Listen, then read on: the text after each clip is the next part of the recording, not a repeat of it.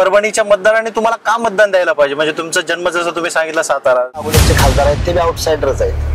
He came from the Latur. आमचा गरीब OBC आहे, त्यांच्या हक्कात ती भाकरी घेऊन हीच आमची प्रॉब्लेम आहे. ही मी काय पाकिस्तानात आलो नाही, इंडियातलाच आहे. बरोबर आहे. सर्वात मोठं परभणी जिल्ह्यामध्ये अपोनंट कोण वाटतं तुम्हाला चॅलेंजिंग? पार्लमेंटरी डिबेटिंग मध्ये आमचे मित्र कमी पडतात. आमच्या बंजारा तांड्याची अवस्था बेकार आहे. आजही आमचा वंजारी समाजाचा माणूस ऊस तोडायला जातोय, आजही धनगराचा माणूस माताडी कामगार म्हणून जगतोय. आमचे सारे ड्रायव्हर आहेत, आमचे सारे क्लार्क आहेत, त्यांचे सारे कलेक्टर आहेत. निवडून आल्यानंतर मुक्काम कुठे राहील तुमचा? चांगली सुरुवात झाली. Best thank you.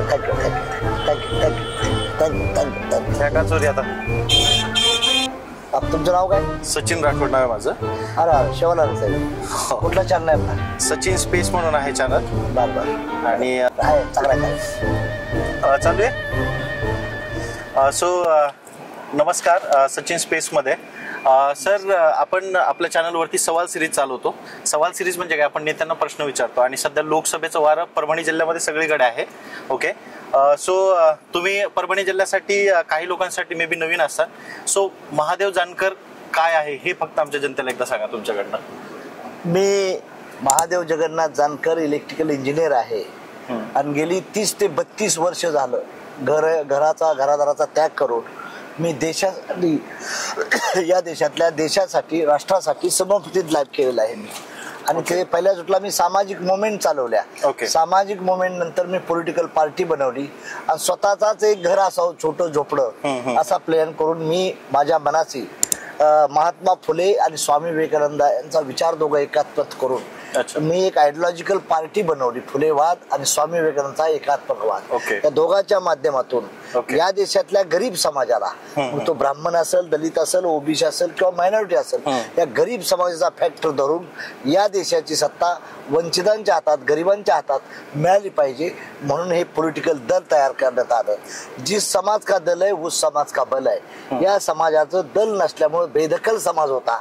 त्याला दखलपात्र करण्यासाठी मी माझ्या जीवनाचा अग्निकुंड केलेला आहे आणि त्या दृष्टीनं या राष्ट्राला समर्पित म्हणून एक चांगलं आदर्श राज्य कसं, देश कसा उभा राहील, तरुण पिढी कशी उभा करता येईल या दृष्टीने युवकांना, शेतकऱ्यांना, कामगारांना, ज्या महिला आघाडी युवतींना आम्ही ट्रेनिंग कॅम्पच्या माध्यमातून राष्ट्रीय समाज पक्षाचं संघटन वाढवत आहे. आज जवळजवळ 28 राज्यामध्ये या पक्षाचं काम आहे. 17 राज्यामध्ये आमच्या गटीत वड्या चांगल्या आहेत आणि 4 राज्यामध्ये मान्यता प्राप्त पार्टी आहे. त्यात महाराष्ट्र, कर्नाटक, गुजरात आणि उत्तर प्रदेश या 4 राज्यामध्ये मी मान्यता मिळवलेला पक्षाचा. नॅशनल पार्टी आपली नाही, नॅशनल नाही अजून. Recognised but registered but unrecognised हा दर्जा मिळाला. रिकग्नाइज होण्यासाठी म्हणजे 6% वोट लागतात. ती 4% मिळाल्यामुळे मला अजून नाही. तर आता MP 2 MP किंवा 12 MLA झालं तर that is the we go to the national level. तुम्ही जसं म्हटलं नॅशनल पार्टी आहे तुमची आणि तुम्ही महाराष्ट्रामध्ये काय देशामध्ये कुठे पण तुम्ही लोकसभा निवडू शकले असते, राईट? तिथे जाऊन तुम्ही लढू शकले असते. जसे आपले मोदी साहेब वाराणसीतून उभं टाकतात किंवा राहुल गांधी वायनाड मधून उभं टाकतात. सो तुम्ही परभणी जिल्हा निवडण्याच्या मागचं फॅक्टर काय? परभणी हा जिल्हा कसा झाला, दुष्काळी भाग आहे. ह्या लोकांची प्रगती पाहिजे तशी नाही. ओके. आणि इथं माझ्या पक्षाला पहिला जिल्हा परिषद सदस्य आलता 2004 ची गोष्ट आहे. पहिला विजय मला परभणी दिला. नंतर ज्यावेळेस दुःखाच्या काळात, अडचणीच्या काळात मला परभणी साथ दिली. गंगाखेडचा आमदार माझ्या सिंबॉलवर गुट्टे निवडून आणला, रत्नागिरी. आणि त्यामुळे मी म्हणलं की पहिले बी खातर असपाचं, बारामती असेल, माडा असेल, पण परभणीत मला निघाल. मी परभणीची आज जनतेची, इथल्या जनतेचा अभ्यास केला मी. बहुजन समाज मोठ्या प्रमाणात आहे आणि ते माझ्यावर प्रेम करतील अशा अपेक्षेने मी इथं यायचा प्रयत्न. पण सर आता परभणीमध्ये जर विचार केला, परभणीमध्ये असं एक प्रचार करण्यात येतोय की तुम्ही आउटसाइडर आहे आणि परभणी जिल्ह्यामध्ये नेहमी आउटसाइडर्स नेत्याला काय निवडून द्यायचं, यांना कसं टॅकल करणार तुम्ही? आता एक लक्षात ठेवा, आता जे माझे मित्र अगोदरचे खासदार आहेत ते बी आउटसाइडर्स आहेत. ही केम फ्रॉम द लातूर आणि आय केम फ्रॉम द सतारा. मला घर नाही, दार नाही, बायका पोरं नाहीत, काही संसार नाही. Then what difference you'll make, sir? I am the national president of one party, and that is the cadre of the one party. This is not leader. I am a leader. This is a ladder. Ladder cannot become a leader. Leader become all the ladder. Okay. त्या फॅक्टरमुळं मी leader आहे एका पक्षाचा. त्यामुळे देशातल्या कुठल्याही parliamentary सीटमधून Mahadev Jankar उभा राहतो. मी काय पाकिस्तानात आलो नाही, मी इंडियातलाच आहे. माझा जन्म साताराचा आहे. माझा आमदार माझ्या परभणी मराठवाड्यातला आहे, मी लांबचा नाही. या अगोदर तुम्ही कुठे कुठे लोकसभेमध्ये उभे? नांदेड लोकसभा पहिली लढवली. ओके. नंतर मी सांगली लोकसभा लढवली. ओके. नंतर माढा लोकसभा लढवली.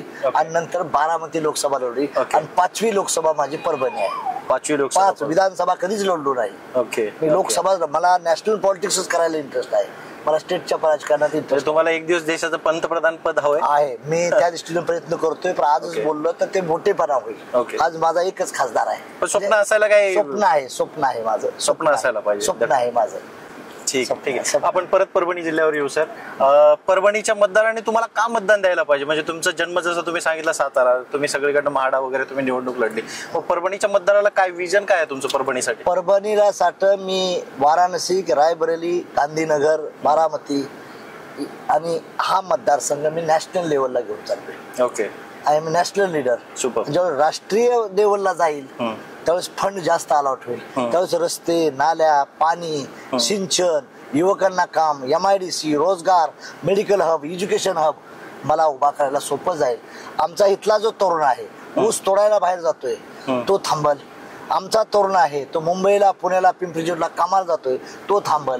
आणि इथलं जे कृषी विद्यापीठ आहे याचं स्ट्रेंथनिंग करून एक्सलंट सीड आणि एक्सलंट फील्ड मी शेतकऱ्यांना फ्री देण्याची भूमिका आणणार आहे. सेंटरचा फंड आहे. आणि इथं मी ट्रेनिंग कॅम्प घेईन.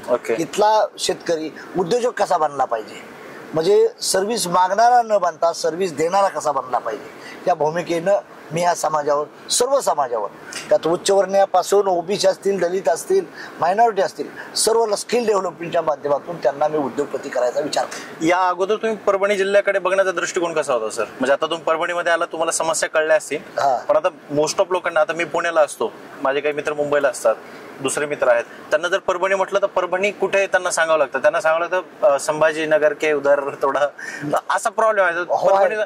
पण मी काय केलंय, मी चॅलेंज घेणारा माणूस आहे. मी पहिलं शंकरराव चव्हाणांच्या जावईच्या विरोधात इलेक्शन, नंतर वसंतदादाच्या नातूच्या विरोधात लढवलं, ग्रेट, नंतर पवार साहेबांच्या विरोधात लढवलं, आणि नंतर पवार साहेबांच्या मुलीच्या विरोधात. आज इथला गरीब समाज आहे आणि त्याला न्याय मिळावा त्या दृष्टीनं मी परभणीचं चॉईस केलं आहे. आणि परभणीचं मी एक्सलंट मॉडेल करणार आहे इंडियामध्ये. कुणालाही आलं तर परभणीच्या लोकांना भेटायला यावं असा मतदारसंघ मी करण्याचा मी माझ्या परीने प्रयत्न करणार. शेवटचे 2-3 प्रश्न आहेत सर. प्रचार कसा चाललाय सध्या? अतिशय. माझं इलेक्शन जनतेने हातात घेतलं. लोकांचा रिस्पॉन्स तुम्ही बघितलं असाल की तिथं जाईल तिथं तरुण वर्ग, सर्व समाजाचे सरपंच गाड्या अडवून फोटो काढण्यासाठी प्रयत्न करतात. रोज कमीत कमी मी 50,000 फोटोज देतो, सेल्फी बिल्फी. कॉलेज कुठे तुम्ही माझ्या आज दौऱ्यात चला, तुम्हाला ते कळलं की काय हे जनतेनं इलेक्शन घेतलं. मला जेवाही देतात आणि पैसे बी देतात. आतापर्यंत मला 15 ते 16 लाख रुपये मला मिळाले 3 दिवसात लोकवर्गणीच्या माध्यमातून. लोकांनीच, ज्याचे तुमच्या घरी जेवायला आलो राठोडच्या, लगेच 1 लाखाचा हार घातले.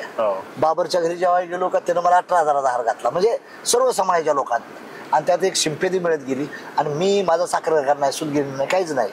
त्यामुळे लोकवर्गणीतून मी माझं इलेक्शन. सर्वात मोठं परभणी जिल्ह्यामध्ये अपोनंट कोण वाटतं तुम्हाला? चॅलेंजिंग आता तसं म्हणलं तर महाविकास आघाडीचा उमेदवार आहेच ना.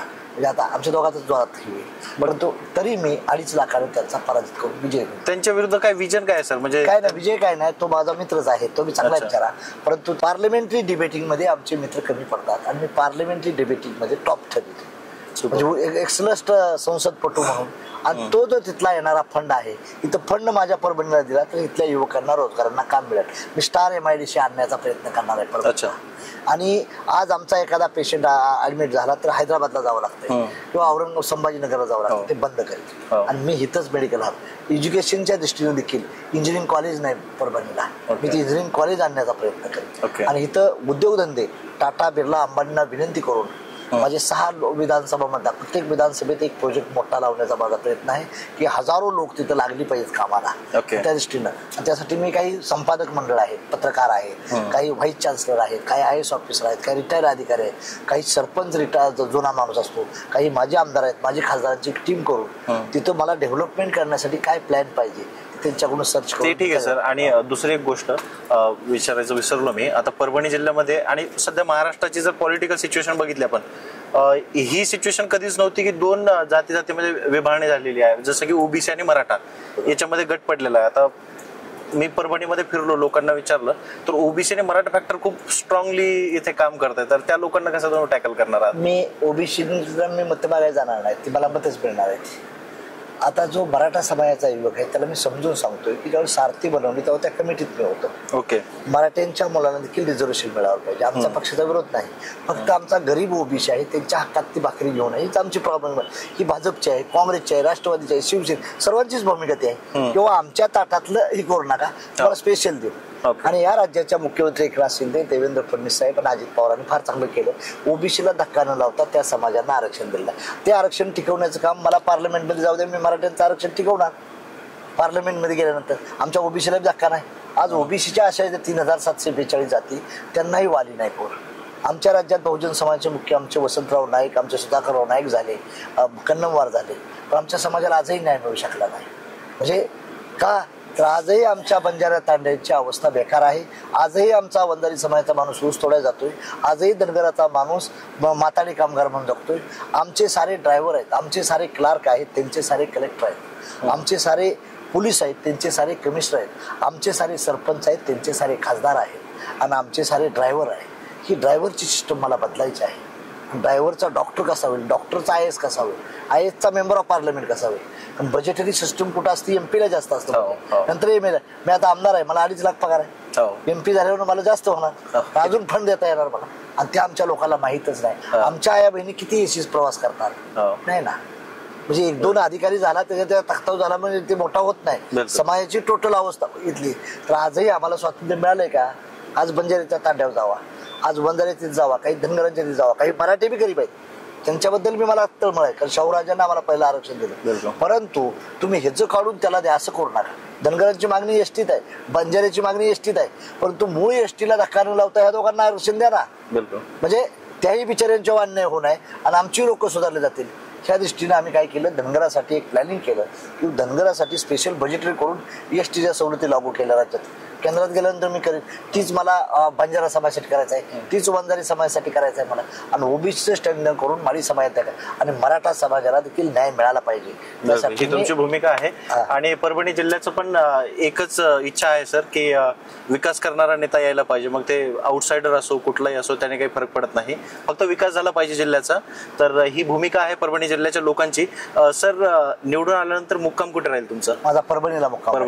परभणीला मी स्वतःचं घर घेतोय. क्या बात आहे, ही एक्सक्लुझिव्ह न्यूज आहे. परभणीला मी राहणारच आहे. अच्छा. आणि मी 10 दिवसाला 15 दिवसाला मी परभणीला येत राहणार. आणि यातून परभणी हे माझं रेसिडेन्शियल घर बनवणार आहे. सो सरांचे कार्यकर्ते खूप गडबड करतात. आता तुम्हाला खूप प्रोग्राम अटेंड करायचे. सर कसा वाटला इंटरव्ह्यू तुम्हाला? अतिशय चांगला आहे. येस चॅनलचं मी अभिनंदन करतो. आणि हा चॅनल जागतिक लेवलला जावा, टोटल IBP माझा IBN लेवलला जावा अशा मी राष्ट्रीय. एकदा सांगा सर, सचिन स्पेसला सबस्क्राईब करा. सचिन स्पेसला सबस्क्राईब करा आणि जास्तीत जास्त लोकांपर्यंत हा चॅनल जावा. आणि मतदान करा पण म्हणून सांगा सर. आणि राष्ट्रीय समाज पक्षाला, महायुतीच्या उमेदवाराला मतदान करा ही माझी विनंती आहे. चिन्ह आज मला बोलता येणार नाही, पण 2 दिवसांनी मी इंटरव्ह्यू देईन. पण मतदान करा, कोणालाही करा, मतदान करा. फक्त आपला टक्का वाढवा, मतदान वाढवा. मतदान हे लोकशाहीचं आज मंदिर जो उत्सव आहे ते लोकशाहीचा उत्सव साजरा करण्यासाठी ग्रामपंचायतीपेक्षा टॉप लेवलचं मतदान करा. गावात जर 1700 मतदान असेल तर 1700 मतदान झालं पाहिजे. तमाम जनतेला माझं आव्हान आहे. ओके, धन्यवाद सर. हे होते महादेव जानकर, परभणी लोकसभेचे उमेदवार. आणि खूप खूप धन्यवाद सर इंटरव्ह्यू दिल्याबद्दल. ओके, धन्यवाद.